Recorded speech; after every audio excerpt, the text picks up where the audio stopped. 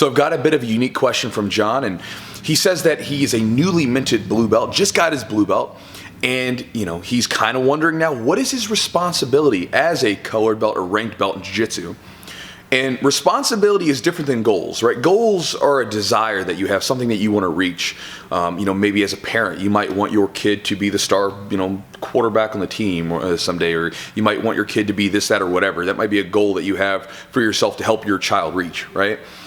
But a responsibility that you have is to make sure that you take care of your damn kids, right? To make sure that they have food and they have a shelter and they have water, all this kind of stuff, right? Like, that's the responsibility. This is the goal. They're two different things.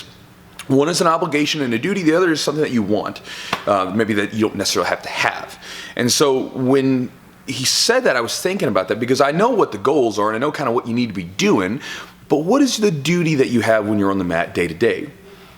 And so I sort of fell down onto one idea, and I'll share that with you in a second.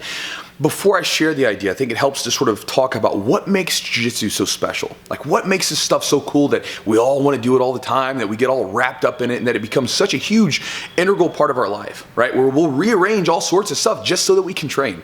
Why is that? I think initially it starts with techniques in the training, because I think that that's kind of like the perfume or the cologne that sort of draws us in and grabs our attention, right? I know that for me, when I first started doing jiu-jitsu, I wanted to learn how to fight, because I wanted to go into mixed martial arts, and I had wrestled, and I figured that a logical step was to learn jiu-jitsu so I could submit people. I also wanted to do jiu-jitsu competitions because I had wrestled, and the college that I went to did not have a wrestling team. So I want to wrestle and do competitions. This is another avenue for that. Some of you guys may have gotten into this for things like self-defense or fitness, whatever, but you got into this because you wanted something, you had a desire or a goal that you wanted to reach, right?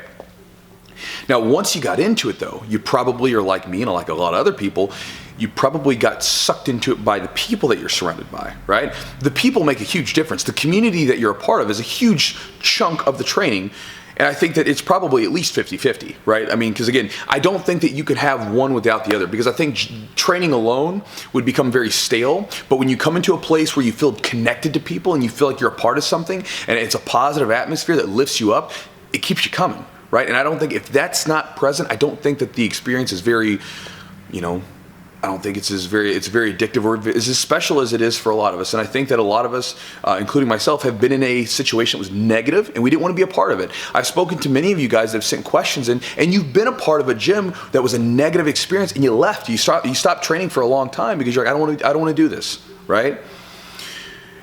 And so understanding that, I think that the responsibility or the duty that you have is to make sure that you're contributing to this positive environment to bring new people in, to make people feel a part of something. And the way that you do that is to think about, how did you get started, right? You started as someone that didn't know anything. You got started in this stuff with no experience. You didn't know what you were doing. You were lost. And then someone with more experience, whether it was your coach or maybe one of the blue belts or purple belts or whatever, said, hey, let me help you along, right? Like, let me throw you a line and pull you through this stuff. I've had the same problems. Here's how you fix them. Here's some techniques that might work for you. Let me guide you through this stuff. And again, that's typically, it's a, sort of a multi-person effort, right? It's a group of people helping you along, not just your coach. It's also people that are on the mats with you that are just helping you out on a day-to-day basis, right? I think everybody's probably learned from a blue belt or purple belt while you're in the middle of a roll and they're saying like, hey man, don't put your hand there, right? Those little lessons are huge. And so now that you're a blue belt, you may not feel any different, right? You probably, because usually it's a day that separates it, right? Today I had my belt and now, I'm a blue belt, right? It's a separation there. You may not feel any different, but remember that when people walk through the gym doors, right? Because the people that are around you, they probably remember you as a white belt. But when people come through the gym doors, they're not going to know who that white belt was. All they know is John the blue belt, John the purple belt, John the brown belt, and so on, right? And so you have to think about the fact that there's a perceived respect there. Like, they see this blue belt, they perceive it, and they're like, oh man, he must be good, and they respect that. And so use that respect that you're being given, that sort of authority that you have now, to help these people out. Say, hey man, like, I had the same problem. Let me pull you along a little bit. You might see someone, during a drilling session that doesn't have a partner. Grab them. Here, I'll go with you. Or maybe when you're rolling, you can use it as an opportunity where maybe they make a mistake by putting their hands on the mat. Just kind of quickly say, hey, watch out for that because I can do this, right? Those little things are huge, because I know that I've spoken to many of my white belts that are now blue belts and so on, and they'll tell me how helpful some of the blues blues and purples and browns and stuff like that. People that aren't me, that aren't the head coach, right? But how helpful some of the other students were about helping them get to that certain point. And what's cool about this is that if everybody's doing this, it becomes infectious. That positivity and that sort of, that feeling of uplifting everyone, that's infectious, man. You go into a place and that just spreads. You know, and it's a good way. It spreads in a good way because, again, you want that to be the gym environment. When someone comes in, as soon as they walk in, all of a sudden someone's like, hey, let me help you. You know, that's what you want it to be. You want it to be like that. And so what I would say to you, John, is your responsibility, if anything, I think, if you were one of my students, because again, this is all perception, this is all my thought process. Your gym might be different.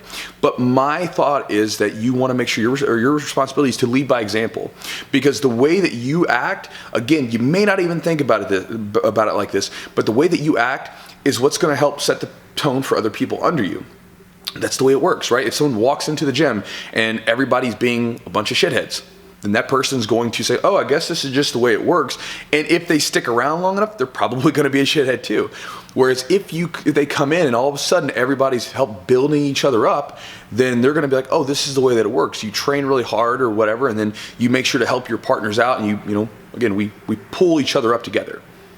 And so your responsibility is to lead that way, is to, you know, again, everyone has that responsibility as a colored belt, is to lead by example, to be a part of this, to contribute to this positive atmosphere that we can all be a part of, that helps bring people in and helps keep them. Because again, we all want to get the benefits from jiu-jitsu. We all want to be a part of this stuff. And it makes it so much easier if you have a really cool community of people that are building one another up together. So kind of rambled all over the place, John, but I hope that makes some sense to you, brother.